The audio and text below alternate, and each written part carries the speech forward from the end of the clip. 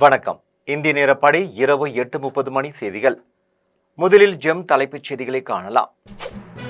டெல்லி மருத்துவமனையில் ஜார்க்கண்ட் முன்னாள் மாநில முதலமைச்சர் சிபு சோரன் உடலுக்கு குடியரசுத் தலைவர் திரௌபதி முர்மு, பிரதமர் நரேந்திர மோடி அஞ்சலி. நாடாளுமன்ற குடியிருப்பு அருகே நடைபெற்ற மேற்கொண்ட நாடாளுமன்ற உறுப்பினர் சுதாவின் செயின் பறிப்பு. நடவடிக்கை எடுக்க அமித்ஷாவிற்கு மின் அஞ்சல் அனுப்பினார் மயிலாடுதுறை நாடாளுமன்ற உறுப்பினர் சுதா. 2030 ஆண்டிற்குள் $1 டிரில்லியன் பொருளாதாரமாக தமிழ்நாட்டை மாற்றுவோம். தூத்துக்குடியில் நடைபெற்ற 2வது மாநாட்டில் முதலமைச்சர் மு.க.ஸ்டாலின் உறுதி. அதிமுக வெற்றி உறுதியாகிவிட்டது. நெல்லை வாகையடி முனை பகுதியில் பிரச்சாரம் செய்த அதிமுக பொதுச் செயலாளர் எடப்பாடி பழனிசாமி உறுதி. தூத்துக்குடி நெல்லை மாவட்டங்களுக்கு 4 புதிய திட்டங்களை அறிவித்தார் முதலமைச்சர் மு.க.ஸ்டாலின். இனி விரிவான செய்திகளை காணலாம். டெல்லி மருத்துவமனையில் ஜார்க்கண்ட் மாநில முன்னாள் முதலமைச்சர் சிபு சோரன் உடலுக்கு குடியரசுத் தலைவர் திரௌபதி முர்மு, பிரதமர் நரேந்திர மோடி உள்ளிட்டோர் அஞ்சலி செலுத்தினர். ஜார்க்கண்ட் முக்தி மோர்ச்சா கட்சித் தலைவரும் ஜார்க்கண்ட் மாநில முன்னாள் முதலமைச்சரும் மாநிலங்களவை உறுப்பினருமான சிபு சோரன் உடல்நலக்குறைவால் புதுடெல்லி கங்காராம் மருத்துவமனையில் சிகிச்சை பெற்று வந்த நிலையில் இன்று காலமானார். சிபு சோரன் மறைவிற்கு நாடு முழுவதும் உள்ள அரசியல் கட்சி தலைவர்கள் இரங்கல் தெரிவித்து வருகின்றனர். சிபு சோரன் மாநிலங்களவை உறுப்பினராக பதவி வகித்த நிலையில் அவருக்கு இரங்கல் தெரிவிக்கும் விதமாக இன்று ஒரு நாள் முழுவதும் மாநிலங்களவை ஒத்திவைக்கப்பட்டது. மேலும் ஜார்க்கண்ட் மாநில அரசு சார்பில் 3 நாட்கள் துக்கம் அனுசரிக்கப்படும் என்றும் அறிவிக்கப்பட்டுள்ளது. இந்நிலையில் டெல்லியில் கங்காராம் மருத்துவமனையில் சிபு சோரன் உடலுக்கு பிரதமர் நரேந்திர மோடி அஞ்சலி செலுத்தினார். அப்போது சிபு சோரனின் மகனும் தற்போதைய முதலமைச்சருமான ஹேமந்த் சோரனுக்கு ஆறுதல் தெரிவித்தார். நாடாளுமன்ற குடியிருப்பு அருகே நடைபயிற்சி மேற்கொண்ட போது தனது 4.5 சவரன் தங்க செயினை பறித்து சென்ற 2 சக்கர வாகன மர்ம நபர்களை கண்டுபிடிக்க நடவடிக்கை எடுக்க வேண்டும் என உள்துறை அமைச்சர் அமித்ஷாவிற்கு மயிலாடுதுறை நாடாளுமன்ற உறுப்பினர் சுதா மின் அஞ்சலில் அனுப்பியுள்ளார். நாடாளுமன்ற மழைக்கால கூட்டத்தொடர் கடந்த 21ஆம் தேதி முதல் நடைபெற்று வரும் நிலையில் காங்கிரஸ் கட்சியை சேர்ந்த மயிலாடுதுறை நாடாளுமன்ற உறுப்பினர் சுதா டெல்லியில் உள்ளார். இந்நிலையில் இன்று நாடாளுமன்ற குடியிருப்பு அருகே சுதா நடைபயிற்சியில் ஈடுபட்டார். அப்போது அப்பகுதி வழியாக 2 சக்கர வாகனத்தில் வந்த மர்ம நபர்களில் ஒருவர் சுதா அணிந்திருந்த தங்க செயினை பறிக்கும் முயற்சியில் ஈடுபட்டார். அப்போது செயினை காத்து கொள்ள போராடியும் சுதாவால் முடியாததால் அவரை தாக்கிவிட்டு 4.5 சவரன் தங்க செயினை பறித்து கொண்டு மர்ம நபர்கள் தப்பிச்சு சென்றனர். இதில் சுதாவிற்கு லேசான காயம் ஏற்பட்டது. இது தொடர்பாக சாணக்கியாபுரி காவல் நிலையத்தில் சுதா அளித்த புகாரின் பேரில் காவல்துறையினர் வழக்கு பதிவு செய்து செயின் பறிப்பில் ஈடுபட்ட மர்ம நபர்களை வலைவீசி தேடி வருகிறார்கள். நாடாளுமன்ற உறுப்பினருமே மர்ம நபர்கள் நகை பறிப்பில் ஈடுபட்ட சம்பவம் பெரும் பரபரப்பை ஏற்படுத்தியுள்ளது. இந்நிலையில் செயின் பறிப்பு சம்பவம் தொடர்பாக நாடாளுமன்ற உறுப்பினர் சுதா உள்துறை அமைச்சர் அமித்ஷாவிற்கு மின்னஞ்சல் வாயிலாக கடிதம் அனுப்பியுள்ளார். அந்த கடிதத்தில் செயின் பறிப்பில் ஈடுபட்ட நபரை விரைவாக கண்டுபிடித்து கைது செய்ய வேண்டும் என்றும், ஹெல்மெட் அணிந்து வந்த மர்ம நபர் தங்கச்சங்கிலியை பறித்து சென்றபோது என்னுடைய கழுத்தில் காயம் ஏற்பட்டது என்றும், உயர் பாதுகாப்பு மண்டலத்தில் உள்ள சிசிடிவி கேமராக்கள் மூலம் மர்ம நபரை பிடிக்க உத்தரவு பிறப்பிக்க வேண்டும் என்றும் கடிதத்தில் நாடாளுமன்ற உறுப்பினர் சுதா வலியுறுத்தியுள்ளார். 2030 ஆண்டிற்குள் $1 டிரில்லியன் பொருளாதாரமாக தமிழ்நாட்டை மாற்றும் என்று தூத்துக்குடியில் நடைபெற்ற 2வது மாநாட்டில் முதலமைச்சர் மு.க.ஸ்டாலின் தெரிவித்துள்ளார். தூத்துக்குடியில் முதலீட்டாளர்கள் மாநாட்டில் 41 ஒப்பந்தங்கள் கையெழுத்தான நிலையில் முதலமைச்சர் மு.க.ஸ்டாலின் உரையாற்றினார். அப்போது தென் தமிழ்நாடு பற்றி கலைஞர் கண்ட கனவை தற்போது நனவாக்கி வருகிறோம் என்றும், தமிழ்நாட்டில் முதலீட்டாளர்களுக்கான கட்டமைப்பை திராவிட மாடல் அரசு சிறப்பாக உருவாக்கியுள்ளது என்றும், முத்து நகரமான தூத்துக்குடியில் 2வது முறையாக முதலீட்டாளர்கள் மாநாடு நடைபெறுகிறது என்றும் தெரிவித்தார். மேலும் தென்கிழக்கு ஆசியாவிலிருந்து வரும் கப்பல்களுக்கு நுழைவு வாயில் தூத்துக்குடி என்றும், செமி கண்டக்டர், மின் வாகனம், பசுமை ஹைட்ரஜன் உற்பத்தி போன்ற பல்வேறு துறைகளில் முன்னேற்றத்திலும் கவனம் செலுத்தி வருகிறது என்றும், வரும் 2030 ஆண்டிற்குள் $1 டிரில்லியன் பொருளாதாரமாக தமிழ்நாட்டை மாற்றுவோம் என்றும், சொன்னதை செய்வோம் என்பதுதான் திமுக அரசின் குறிக்கோள் என்றும் முதலமைச்சர் மு.க.ஸ்டாலின் தெரிவித்துள்ளார். நெல்லை வாகையடி முனைப்பகுதியில் பிரச்சாரம் மேற்கொண்ட போது கொட்டும் மழையிலும் மக்கள் திரண்டிருந்ததைக் கண்டு அதிமுக வெற்றி உறுதியாகிவிட்டது என்று அதிமுக பொதுச் செயலாளர் எடப்பாடி பழனிசாமி தெரிவித்தார்.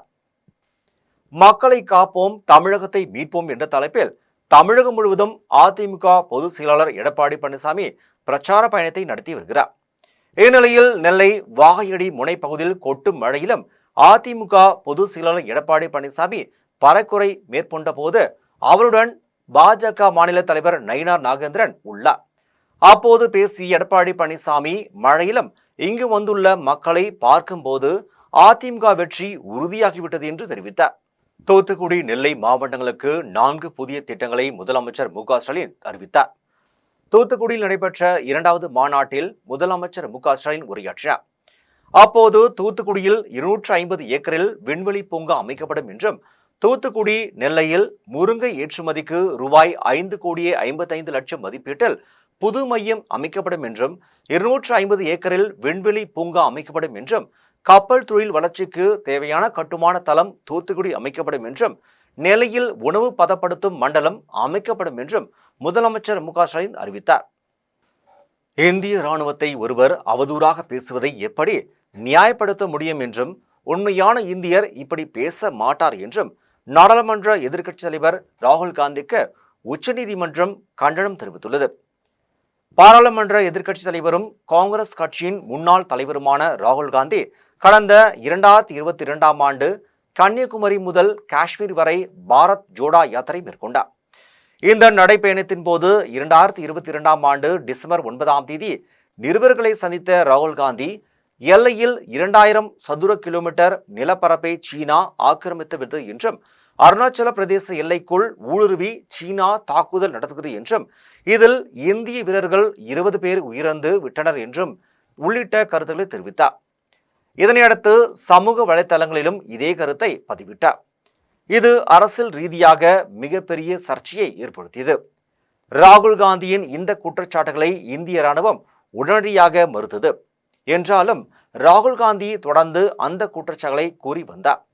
இதை எதிர்த்து உத்தரப்பிரதேச மாநிலம் லக்னோவில் உள்ள நாடாளுமன்ற உறுப்பினர், சட்டமன்ற உறுப்பினர்களுக்காக சிறப்பு நீதிமன்றத்தில் ராகுல் காந்திக்கு எதிராக எல்லை சாலைகள் அமைப்பின் முன்னாள் இயக்குனர் சங்கர் சி வச்சவா வழக்கு தொடர்ந்திருந்தார்.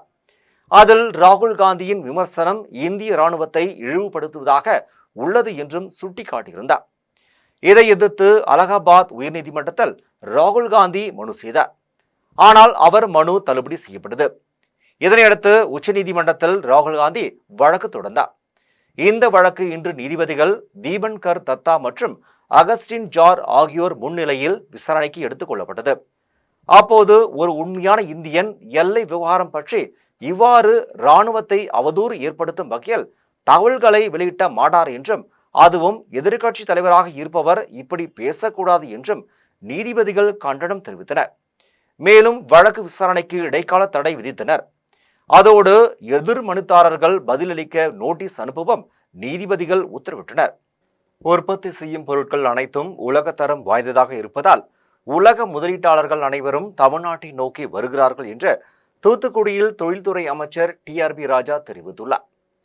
முதலீட்டாளர்கள் மாநாட்டிற்கு பின்பு தமிழக தொழில்துறை அமைச்சர் TRB ராஜா தூத்துக்குடியில் செய்தியாளர்களை சந்தித்து பேசினார்.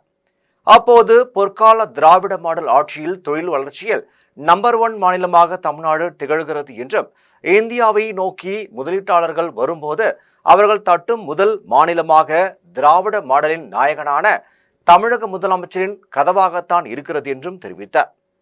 மேலும் தமிழகத்தில் மட்டும்தான் பரவலாக்கப்பட்ட வளர்ச்சி உறுதி செய்யப்பட்டுள்ளது என்றும், தொழில் வளர்ச்சி மற்றும் கட்டமைப்பு, உள்கட்டமைப்பு வசதிகள் உலகத்தரம் வாய்ந்ததாக உள்ளதாலும், வேலைக்கு படித்த இளைஞர்கள், பெண்கள் கிடைப்பதாலும், தயார் செய்யும் பொருட்கள் அனைத்தும் உலகத்தரம் வாய்ந்ததாக இருப்பதாலும் உலக முதலீட்டாளர்கள் அனைவரும் தமிழ்நாட்டை நோக்கி வருகிறார்கள் என்றும், தமிழ்நாட்டில் மட்டும்தான் தொழில் வளர்ச்சிக்கு செய்வதாக இருக்கிறது என்றும் தொழில்துறை அமைச்சர் TRB ராஜா தெரிவித்துள்ளார்.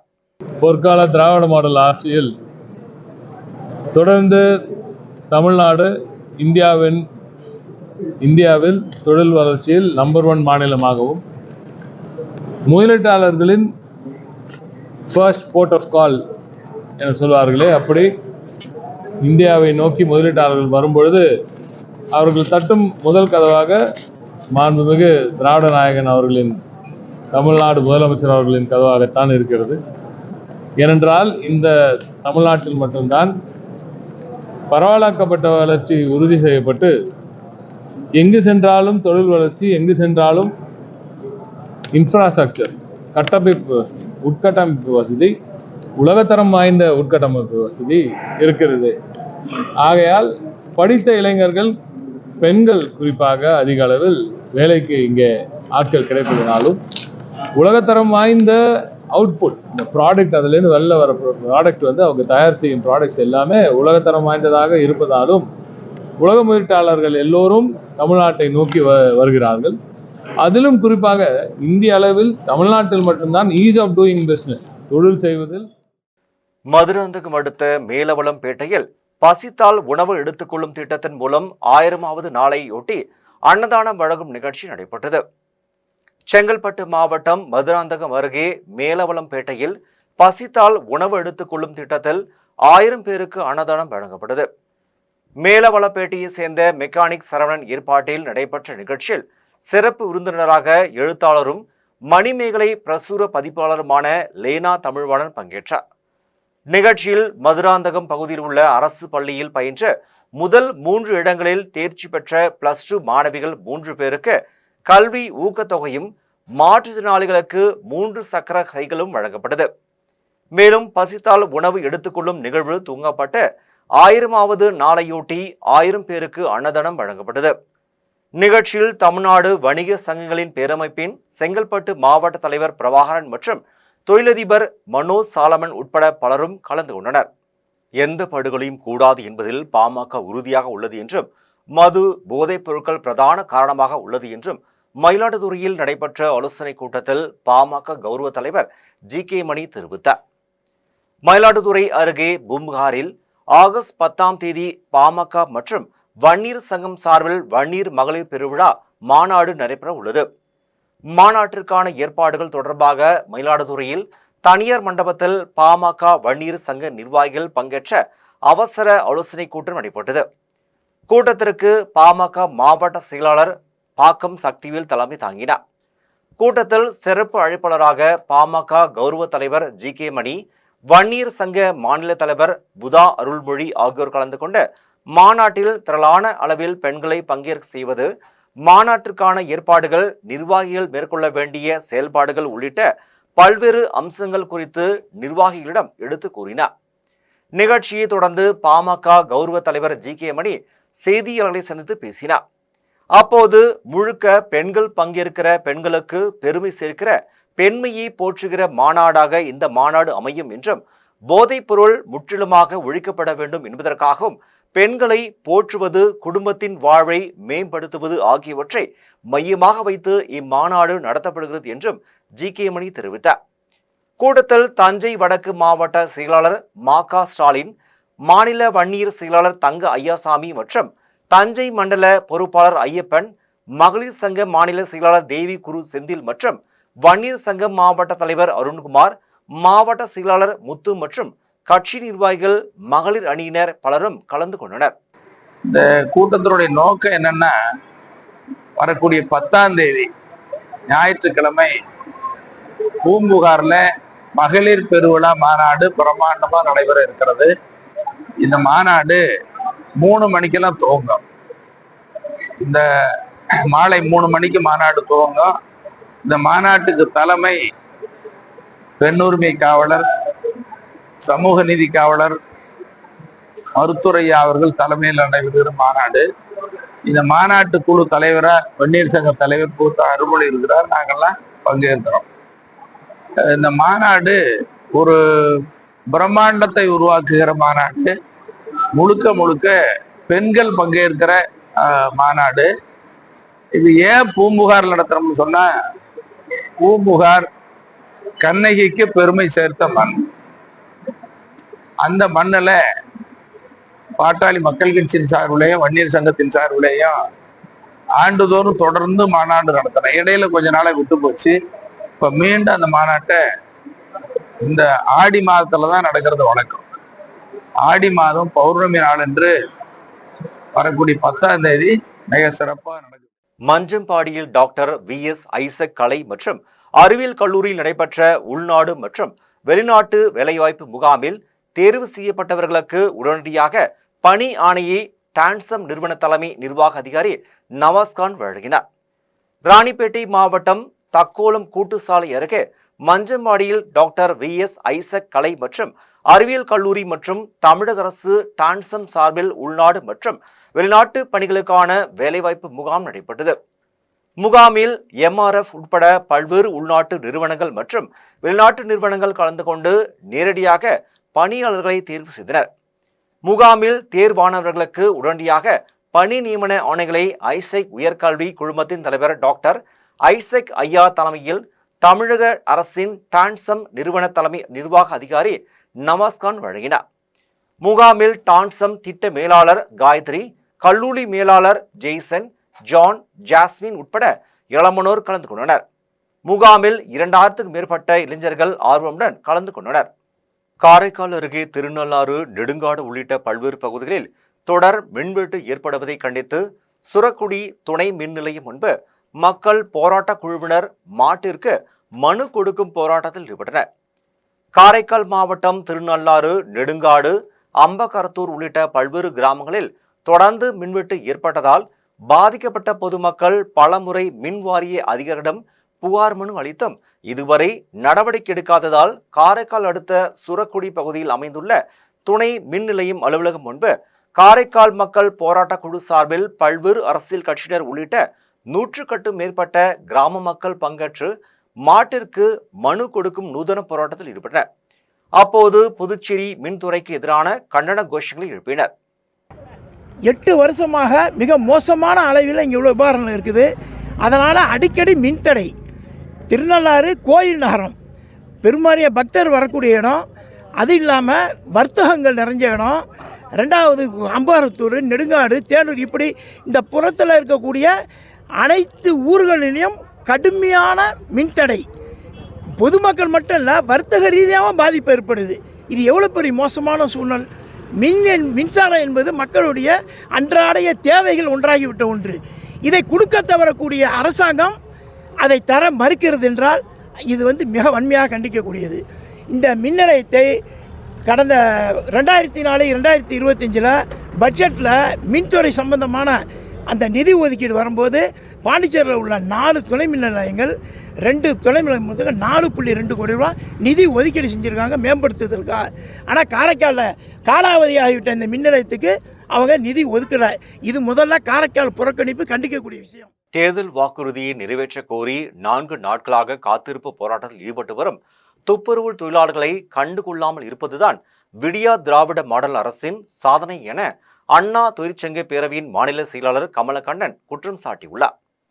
சென்னை மாநகராட்சி நிர்வாகத்தின் நேரடி பார்வையில் கடந்த 10 ஆண்டுகளுக்கு மேலாக பணியாற்றி வந்த 5-6வது மண்டலத்தின் துப்புரவு தொழிலாளர்களை புதிதாக போடப்பட்ட தனியார் நிறுவனத்திடம் பணியாற்றுமாறு சென்னை மாநகராட்சி உத்தரவிட்டுள்ளது. இதனால் பாதிக்கப்பட்ட ஆயிரக்கணக்கான துப்புரவு தொழிலாளர்கள் கடந்த 4 நாட்களாக சென்னை மாநகராட்சி அலுவலகத்தை முற்றுகிட்டு காத்திருப்பு போராட்டத்தில் ஈடுபட்டு வருகின்றனர். போராட்டத்தில் ஈடுபட்டு வரும் தொழிலாளர்களை அண்ணா திராவிட முன்னேற்ற கழகத்தின் சார்பில் மாவட்ட கழக செயலாளர்கள் பாலகங்கா, அண்ணா தொழிற்சங்க பேரவை மாநில செயலாளர் கமலக்கண்ணன் உள்ளிட்ட கழக நிர்வாகிகள் நேரில் சந்தித்து குறைகளை கேட்டிருந்தனர். அதன் பின்னர் அண்ணா தொழிற்சங்க பேரவையின் மாநில செயலாளர் கமலக்கண்ணன் செய்தியாளர்களை சந்தித்து பேசினார். அப்போது திமுக ஆட்சிக்கு வந்தால் 10 ஆண்டுகளுக்கு மேலாக தற்காலிக பணியாளர்களாக பணியாற்றி வரும் மாநகராட்சி ஊழியர்களை பணி நிரந்தரம் செய்வோம் என்ற வாக்குறுதியை நிறைவேற்றாமல் மாறாக வேறு ஒரு தனியார் நிறுவனத்தில் குறைந்த ஊதியத்தில் பணியில் அமர்த்துவது தொழிலாளர்களை வயிற்றில் அடிப்பதற்கு சமம் என்று குற்றம் சாட்டினர். 4 நாட்களாக போராடி வரும் தொழிலாளர்களை கண்டுகொள்ளாமல் இருப்பதுதான் திராவிட மாடல் அரசின் சாதனை என்றும் அவர் குற்றம் சாட்டினார். வாழப்பாடி அடுத்த நெய்யமடை என்ற இடத்தில் 2 சக்கர வாகனத்தின் மீது கார் மோதிய விபத்தில் தாய், மகன் இருவரும் சம்பவத்திலேயே பரிதாபமாக உயிரிழந்தனர். சேலம் மாவட்டம் வாழப்பாடி அருகே வெள்ளாளப்பட்டி கணேசபுரம் பகுதியை சேர்ந்த சுரேஷ், பரிமலா கூலி தொழில் செய்து வருகிறார்கள். இவர்களுக்கு 2 மகன்கள் உள்ள நிலையில் ஏடிஎம்மில் பணம் எடுப்பதற்காக மூத்த மகன் சசிகுமார், இளைய மகன் தேவகுமார், தாய் பரிமளா ஆகிய 3 பேரும் இருசக்கர வாகனத்தில் சென்றனர்.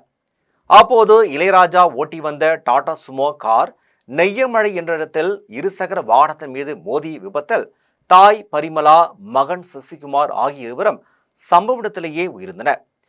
இது குறித்து தகவல் அறிந்து சம்பவ இடத்திற்கு வந்த ஏக்தாப்பூர் காவல்துறையினர் உடலை கைப்பற்றி பிரேத பரிசோதனைக்காக ஆத்தூர் அரசு மருத்துவமனைக்கு அனுப்பி வைத்தனர்.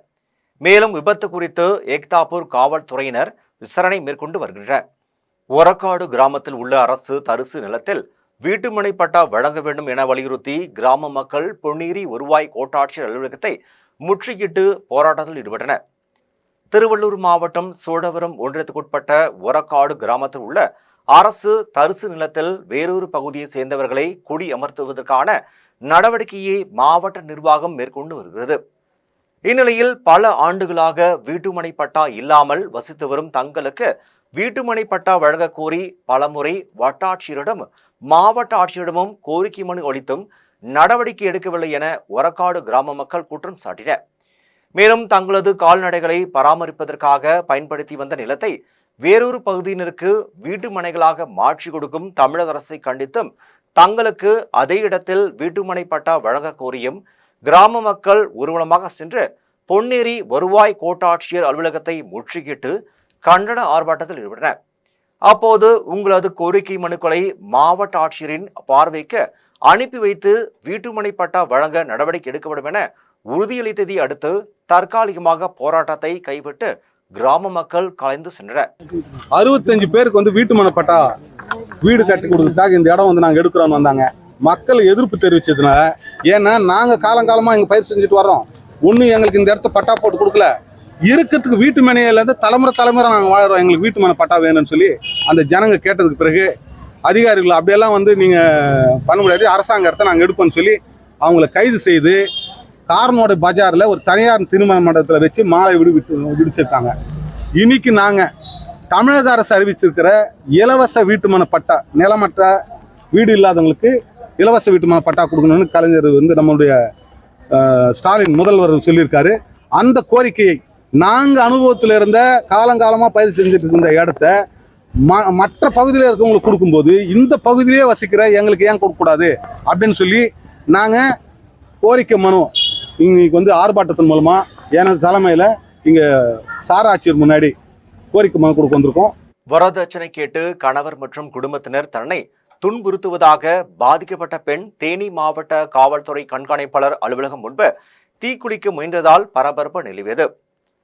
மதுரை மாவட்டம் முசிலம்பட்டி பகுதியை சேர்ந்த அபிநய பிரியா என்பவருக்கும் தேனி காவல் நிலையத்தில் காவலராக பணியாற்றும் ஆண்டிப்பட்டியை சேர்ந்த பால் பாண்டி என்பவருக்கும் கடந்த 2014ஆம் ஆண்டு திருமணம் நடைபெற்றது. அப்போது சீர்வரிசையாக 20 சவரன் தங்க நகை மற்றும் ரூபாய் 2 லட்சம் கொடுக்கப்பட்டது. இவர்களுக்கு 6 வயதில் பெண் குழந்தை உள்ளது. இந்நிலையில் தனது கணவர் மற்றும் அவரின் குடும்பத்தார் தன்னை வரதட்சணை கேட்டு அடித்து துன்புறுத்தி 30 சவரன் தங்க நகையும் ரூபாய் 5 லட்சத்தையும் வரதட்சணையாக கேட்டு வீட்டிலிருந்து அடித்து விரட்டி விட்டனர் என்று அபிநய பிரியா தெரிவித்துள்ளார். இதனால் மன உளைச்சலுக்கு ஆளான அபிநய பிரியா தனது மகளுடன் தேனி மாவட்ட காவல்துறை கண்காணிப்பாளர் அலுவலகம் முன்பு டீசலை உடலில் ஊற்றி தீக்குளிக்க முயன்றார். அப்போது அங்கு பணியிலிருந்த காவல்துறையினர் தடுத்து நிறுத்தி டீசல் கேனை கைப்பற்றினர். அதன் பின்னர் அவரிடம் காவல்துறையினர் விசாரணை நடத்திய போது வரதட்சணை கேட்டு தன்னை அடித்து துன்புறுத்திய கணவர் மற்றும் அவரின் குடும்பத்தினர் மீது நடவடிக்கை எடுக்க வேண்டும் என அபிநய பிரியா கோரிக்கை விடுத்தார். இதனையடுத்து காவல்துறையினர் நடவடிக்கை எடுப்பதாக தெரிவித்து ஆம்புலன்ஸ் மூலம் அபிநய பிரியா மற்றும் அவரது குழந்தையையும் மருத்துவமனைக்கு அனுப்பி வைத்தனர். இதனால் தேனி மாவட்ட காவல்துறை கண்காணிப்பாளர் அலுவலகத்தில் பரபரப்பு நிலவியது. கடலூரில் வெயில், மழை உள்ளிட்ட பேரிடர் காலங்களில் சிரமமின்றி பணிபுரிய போக்குவரத்து காவலர்களுக்கு காவல்துறை சார்பில் தலையில் அணியும் குடை வழங்கப்பட்டுள்ளது. கடலூர் மாநகராட்சிக்குட்பட்ட பல்வேறு இடங்களில் போக்குவரத்தை ஒழுங்குபடுத்தும் பணியில் தமிழ்நாடு போக்குவரத்து காவல்துறையினர் ஈடுபட்டு வருகின்றனர். இந்நிலையில் வெயில், மழை உள்ளிட்ட பேரிடர் காலங்களில் சாலையில் பணிபுரியும் போக்குவரத்து காவலர்கள் மிகுந்த சிரமத்திற்கு உள்ளாகி வருகின்றனர். இதனை கருத்தில் கொண்டு தமிழக அரசு மற்றும் காவல்துறை சார்பில் போக்குவரத்து காவல்துறையினருக்கு தலையில் அணியும் பெரிய குடை வழங்கப்பட்டுள்ளது. முதற்கட்டமாக 5 குடைகள் மட்டும் வழங்கப்பட்டுள்ள நிலையில் தொடர்ந்து மாவட்டம் முழுவதும் உள்ள அனைத்து போக்குவரத்து காவலர்களுக்கும் தலையில் அணியும் குடை வழங்கப்படும் என போக்குவரத்து காவல்துறை சார்பில் தெரிவிக்கப்பட்டுள்ளது. திமுக அரசு உங்களுடன் ஸ்டாலின் என்ற திட்டத்தின் மூலம் பட்டா வழங்குகிறோம் என முடியாததை ஒன்றை கூறி மனுக்களை பெறுகின்றனர். பொதுமக்கள் ஏமாற வேண்டாம் என்று குன்றத்தூரில் நடைபெற்ற ஆலோசனைக் கூட்டத்தில் காஞ்சிபுரம் மாவட்ட செயலாளர் சோமசுந்தரம் தெரிவித்தார். மக்களை காப்போம், தமிழகத்தை மீட்போம் என்ற எழுச்சி பயணத்தை தமிழகம் முழுவதும் மேற்கொண்டு வரும் அதிமுக பொதுச் செயலாளர் எடப்பாடி பழனிசாமி காஞ்சிபுரம் மாவட்டம் ஸ்ரீபெரும்புதூர் சட்டமன்ற தொகுதியில் 21ஆம் தேதி எழுச்சி பயணத்தை மேற்கொள்ள உள்ள நிலையில் அவருக்கு சிறப்பான வரவேற்பு அளிப்பது குறித்த ஆலோசனைக் கூட்டம் குன்றத்தூரில் உள்ள அறிஞர் அண்ணா திருமண மண்டபத்தில் குன்றத்தூர் ஒன்றிய அதிமுக செயலாளரும் முன்னாள் சட்டமன்ற உறுப்பினருமான மதனந்தபுரம் மா பழனி தலைமையில் நடைபெற்றது. முன்னதாக குன்றத்தூர் தேரடி அருகே அதிமுக ஆட்சியில் நிறைவேற்றப்பட்ட நலத்திட்டங்களை பொதுமக்களிடம் விளக்கி துண்டு பிரசுரம் வழங்கும் நிகழ்ச்சி நடைபெற்றது. நிகழ்ச்சி அதிமுக மாவட்ட தேர்தல் பொறுப்பாளர் வைகை செல்வன், மாவட்ட செயலாளர் வி சோமசுந்தரம் ஆகியோர் தொடங்கி வைத்தனர். அதனைத் தொடர்ந்து மாவட்ட செயலாளர் சோமசுந்தரம் ஆலோசனை கூட்டத்தில் பேசினார். அப்போது திமுக அரசு உங்களுடன் ஸ்டாலின் என்ற திட்டத்தின் மூலம் முகாமை நடத்தி பட்டா தருகிறோம் என கூறி பொதுமக்களிடம் மனுக்களை வாங்குகின்றனர் என்றும் 4 மாதத்திற்குள் முடியாத ஒன்றை சொல்லி தேர்தல் வாக்குகளை பெறுவதற்கு பொய் சொல்லி மக்களை ஏமாற்றுகிறார்கள் என்றும் மக்கள் ஏமாற வேண்டாம் என்றும் மாவட்ட செயலாளர் சோமசுந்தரம் தெரிவித்தார்.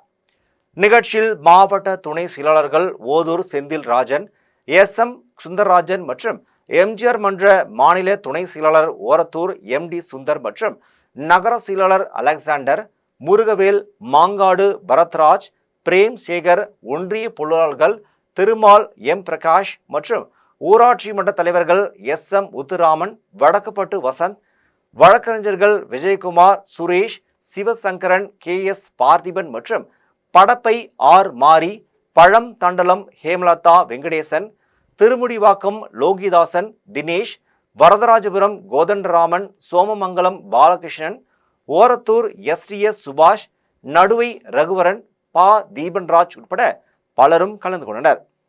அதிமுக அழிவு பாதையில் செல்லுதுன்னு OPS அவர் ஆதரவாளரோட கூறியிருக்காரு. அதை பத்தி மக்களோட எடுத்து சொல்லுங்கன்னு சொல்லியிருக்காரு. அது எப்படி சார் பாக்குறீங்க? OPS அவர்கள் அண்ணா திராவிட முன்னேற்ற கழகத்தில் தகுதியை என்று அவர் அண்ணா திராவிட முன்னேற்ற கழகத்தினுடைய தலைமை கழகத்தை அடித்து ஒதுக்கினாரோ அப்போதே அவர் தகுதியை இழந்தார். இப்போது சட்டமன்றத்தில் பேசுகிற போது பராசக்தி திரைப்பட வசனத்தை வைத்துத்தான் என்னுடைய தந்தையாரே புகழ்ந்து பேசுவார் என்று எப்போது அவர் சொன்னாரோ அப்போதே அவர் அணிமாறி. ஆகவே அண்ணா திராவிட முன்னேற்ற கழகத்தை பற்றி அவர் மாத்திரமல்ல எத்தனையோ பேர் பேசினார். எவ்வளவோ தலைவர்களை பார்த்திருக்கிறது இந்த அண்ணா திராவிட முன்னேற்ற எத்தனையோ பேர் முதுகில் குத்தினார்கள். ஆனால் அண்ணா திராவிட முன்னேற்ற கழகம் இயக்கம் எளிய கட்சி தொண்டர்களால் கட்டமைக்கப்பட்ட இயக்கம். அப்படிப்பட்ட இயக்கத்தில் இது போன்று புல்லுரிமைகள் ஒன்றும் செய்து உத்திரமேரூரில் அரசு மதுபான பாட்டில்களை அதிக விலைக்கு கள்ளச்சந்தையில் விற்பனை செய்து வந்த பெண்ணை காவல்துறையினர் கைது செய்து நீதிமன்றத்தில் ஆஜர்படுத்தி வேலூர் சிறையில் அடைத்தனர். காஞ்சிபுரம் உட்கோட்டம் உத்திரமேரூர் பேரூராட்சிக்குட்பட்ட குப்பையநல்லூர் பகுதியில் வசித்து வரும் காளியின் மனைவி தேவகி என்பவர் அதே பகுதியில் அரசு மதுபானங்களை பதுக்கி வைத்து அதிக விலைக்கு விற்று வந்துள்ளார். இது குறித்து தகவல் அறிந்த உத்திரமேரூர் காவல்துறை ஆய்வாளர் ஜெயவேல் தலைமையிலான காவல்துறையினர் தேவகி வீட்டில் சோதனை நடத்தியதில் பதுக்கி வைக்கப்பட்டிருந்த அரசு மதுபான பாட்டில்களை பறிமுதல் செய்தனர். மேலும் தேவகி மீது ஏராளமான சாராய வழக்குகள் உள்ள நிலையில் மீண்டும் வழக்கு பதிவு செய்து காவல்துறையினர் தேவகியை நீதிமன்றத்தில் ஆஜர்படுத்தி வேலூர் சிறையில் அடைத்தனர். வால்பாறை நகராட்சி ஒப்பந்த தூய்மை பணியாளர்களுக்கு முறையான ஊதியம் வழங்க வேண்டும் என வலியுறுத்தி நகராட்சி அலுவலக வளாகத்தில் பணிகளை புறக்கணித்து தூய்மை பணியாளர்கள் தர்ணாவில் ஈடுபட்டனர். கோவை மாவட்டம் வால்பாறை நகராட்சியில் நகராட்சி அலுவலக வளாகத்தில் ஒப்பந்த தூய்மை பணியாளர்கள் அனைவரும் பணியை புறக்கணித்து தரையில் அமர்ந்து தர்ணாவில் ஈடுபட்டனர். அப்போது கோவை மாவட்டம் வால்பாறை நகராட்சியில் சுமார் 52 ஒப்பந்த பணியாளர்கள் பணிபுரிந்து வருகின்றனர் என்றும் தங்களுக்கு தற்போது நாள் ஒன்றுக்கு ரூபாய் 450 வழங்கப்பட்டு வருகிறது என்றும், ஆனால் நீலகிரி மாவட்ட பகுதியில் பணிபுரியும் ஒப்பந்த பணியாளர்களுக்கு ரூபாய் 700 வழங்குவதோடு 1 மணி நேர உணவும் வழங்கப்படுது என்றும் தூய்மை பணியாளர்கள் தெரிவித்தனர். மேலும் வால்பாறை மலைப்பகுதியில் பணிபுரியும் தங்களுக்கும் நாள் ஒன்றுக்கு ரூபாய் 700 ஒருவேளை உணவும் வழங்க வேண்டும் என்றும் தெரிவித்தனர். மேலும் பணியாளர்களுக்கான ESI, PF உள்ளிட்ட பலன்கள் முழுமையாக கிடைக்க நடவடிக்கை எடுக்க வேண்டும் என்றும் தூய்மை பணியாளர்கள் வலியுறுத்தினர். இது குறித்து தகவல் அறிந்து சம்பவ இடத்திற்கு விருந்த வால்பாறை காவல் நிலைய ஆய்வாளர் ஆனந்தகுமார் தூய்மை பணியாளர்களின் கோரிக்கைகளை கனிவுடன் கேட்டறிந்த அதிகாரிகளிடம் நேரடியாக உங்களின் கோரிக்கைகளை தெரிவித்து உரிய நடவடிக்கை எடுப்பதாக உறுதியளித்ததை அடுத்து தூய்மை பணியாளர்கள் அனைவரும் கலந்து சென்றனர். பெரிய பாலத்தில் ஆரணி ஆற்றங்கரையில் அருகே அமைந்துள்ள புகழ்பெற்ற பவானியம்மன் திருக்கோவிலுக்கு 4 கிராம மக்கள் ஒன்றிணைந்து ஊர்வலமாக சென்று சீர்வரிசை பொருட்களை அம்மனுக்கு செலுத்தி வழிபட்டனர். திருவள்ளூர் மாவட்டம் பெரிய பாலத்தில் ஆரணி ஆற்றங்கரை அருகே சுயம்புவாக எழுந்தருளிய புகழ்பெற்ற பவானியம்மன் திருக்கோவிலில் ஆண்டுதோறும் ஆடி மாதத்தில் ஆடி திருவிழா தொடர்ந்து 14 வாரங்கள் நடைபெறுவது வழக்கம். அதன்படி இந்த ஆண்டு நடைபெறும் ஆடி திருவிழாவை முன்னிட்டு லட்சக்கணக்கான பக்தர்கள் பெரிய பாலத்திற்கு வந்து தங்கி வேப்பஞ்சேலை ஆடைகளை அணிந்து முடி காணிக்கை செலுத்தியும் அம்மனுக்கு ஆடு கோழிகளை பலியிட்டும் பொங்கல் வைத்து படைத்தும் பவானி அம்மனுக்கு நேர்த்திக்கடனை செலுத்தி வழிபட்டனர். இந்நிலையில் நேற்று நடைபெற்ற 3வது ஆடி திருவிழாவை முன்னிட்டு பெரியபாளையம், அம்பேத்கர் நகர், தண்டுமான் நகர், ராலாபாடி, அரியப்பாக்கம் உள்ளிட்ட 4 கிராம மக்கள் ஒன்றிணைந்து பவானியம்மனை பல்வேறு கோணங்களில் வடிவமைத்து வாகனத்தில் அமர வைத்து மேலதாள வாத்தியங்களுடன் பொங்கல் பாணி சுமந்தபடி ஊர்வலமாக பெரியபாளையம் பவானியம்மன் ஆலயத்திற்கு 4 கிராம மக்கள் அழைத்து வந்தனர். அதன் பின்னர் கிராமத்திலிருந்து கொண்டு வந்த சீர்வரிசை பொருட்களை அம்மனுக்கு காணிக்கையாக செலுத்தி 4 கிராம மக்கள் அம்மனை தரிசனம் செய்தனர். இவர்களுக்கு ஆலயத்தின் சார்பில் சிறப்பு செய்யப்பட்டது. விழாவிற்கான ஏற்பாடுகளை கிராம மக்கள் மிக சிறப்பாக செய்திருந்தனர். திருவிழாவில் பல்வேறு பகுதிகளைச் சேர்ந்த ஆயிரக்கணக்கான பக்தர்கள் கலந்து கொண்டு பெரிய பாளையத்து பவானியம்மனை வழிபட்டனர். அரக்கோணத்தில் அமைந்துள்ள பெரிய பாளையத்து பவானியம்மன் ஆலயத்தின் 23வது ஆண்டு ஆடி திருவிழா வெகு விமரிசையாக நடைபெற்றது. ராணிப்பேட்டை மாவட்டம் அரக்கோணம் விண்டர்பேட்டையில் அமைந்துள்ள அருள்மிகு ஸ்ரீ பெரிய பாளையத்து அம்மன் பவானியம்மன் ஆலயத்தின் 23ஆம் ஆண்டு ஆடி திருவிழா சிறப்பாக நடைபெற்றது. விழாவை முன்னிட்டு காலையில் அம்மனுக்கு சிறப்பு அபிஷேகம் மற்றும் மலர் அலங்காரத்துடன் பூஜைகள் நடைபெற்றது. அதனைத் தொடர்ந்து கரகம் ஊர்வலம் நடைபெற்றது. அதன் பின்னர் நண்பகல் கூழ் வார்த்தல் நிகழ்ச்சி நடைபெற்றது. அதனைத் தொடர்ந்து இரவு அம்மன் ஊர்வலமும் இரவில் நாடகமும் நடைபெற்றது. நிகழ்ச்சியில் ஆலய பூசாரி எஸ். கீதா, ஒருங்கிணைப்பாளர் தினேஷ்குமார் உட்பட ஏராளமான பக்தர்கள் கலந்து கொண்டு ஸ்ரீ பெரிய பாளையத்து பவானியம்மனை வழிபட்டனர். சென்னை அடுத்த ஒட்டியம்பாக்கம் ஊராட்சியில் அமைந்துள்ள ஸ்ரீ முத்துமாரியம்மன் கோவிலில் கூழ் ஊற்றும் நிகழ்ச்சியும் ஸ்ரீ தண்டு துலுக்காலத்தம்மன் கோவிலில் தீமிதி திருவிழாவும் வெகு விமரிசையாக நடைபெற்றது. சென்னை அடுத்த ஒட்டியம்பாக்கம் ஊராட்சியில் அமைந்துள்ள முத்துமாரியம்மன் கோவிலில் கூழ் ஊற்றும் திருவிழாவும் ஸ்ரீ தண்டு துலுக்காலத்தம்மன் கோவிலில் 9ஆம் ஆண்டு தீமிதி திருவிழாவும் நடைபெற்றது. விழாவின் முன்னதாக கடந்த 31ஆம் தேதி காப்பு கட்டப்பட்டு கூழ் ஊற்றும் திருவிழா நடைபெற்றது. அதனைத் தொடர்ந்து 1ஆம் தேதி, 2ஆம் தேதி என 2 நாட்கள் அம்மன் கரக ஊர்வலம் நடைபெற்றது. அப்போது பக்தர்கள் கற்பூரம் ஏற்றி தேங்காய் உடைத்து ஆரத்தி எடுத்து முத்து மாரியம்மனை வழிபட்டனர். அதனைத் தொடர்ந்து திருவிழாவின் இறுதி நிகழ்வாக ஸ்ரீ தண்டு துலுக்காலத்தம்மன் கோவிலில் தீமிதி திருவிழா நடைபெற்றது. விழாவில் ஏராளமான பக்தர்கள் கலந்து கொண்டு தீ மிதித்து நேர்த்திக்கடனை செலுத்தினர். மேலும் குழந்தையை தூக்கி கொண்டு பெண்கள் தீ மிதித்து நேர்த்திக்கடனை செலுத்தினர். இதேபோன்று மணிகண்டன் என்ற பக்தர் கிரேன் மூலம் ஆகாயத்தில் பறந்தபடி சென்று அலங்கரிக்கப்பட்ட அம்மன் சிலைக்கு மாலை அணிவித்து நூதன முறையில் நேர்த்திக்கடனை செலுத்தினார். மீண்டும் ஜெம் தலைப்புச் செய்திகள். டெல்லி மருத்துவமனையில் ஜார்க்கண்ட் முன்னாள் மாநில முதலமைச்சர் சிபு சோரன் உடலுக்கு குடியரசுத் தலைவர் திரௌபதி முர்மு, பிரதமர் நரேந்திர மோடி அஞ்சலி. நாடாளுமன்ற குடியிருப்பு அருகே நடைபெற்ற மேற்கொண்ட நாடாளுமன்ற உறுப்பினர் சுதாவின் செயின் பறிப்பு. நடவடிக்கை எடுக்க அமித்ஷாவிற்கு மின் அஞ்சல் அனுப்பினார் மயிலாடுதுறை நாடாளுமன்ற உறுப்பினர் சுதா. 2030ஆம் ஆண்டிற்குள் $1 டிரில்லியன் பொருளாதாரமாக தமிழ்நாட்டை மாற்றுவோம். தூத்துக்குடியில் நடைபெற்ற 2வது மாநாட்டில் முதலமைச்சர் மு.க.ஸ்டாலின் உறுதி. அதிமுக வெற்றி உறுதியாகிவிட்டது.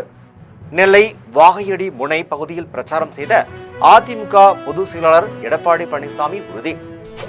தூத்துக்குடி நெல்லை மாவட்டங்களுக்கு 4 புதிய திட்டங்களை அறிவித்தார் முதலமைச்சர் மு.க.ஸ்டாலின். இத்துடன் ஜெம் செய்திகள் நிறைவடைகின்றன. மீண்டும் செய்திகள் நள்ளிரவு 12 மணிக்கு. உடனுக்குடன் செய்திகளை காண GemLive.tv என்ற இணையதளத்தில் இணைந்திருங்கள். நன்றி, வணக்கம்.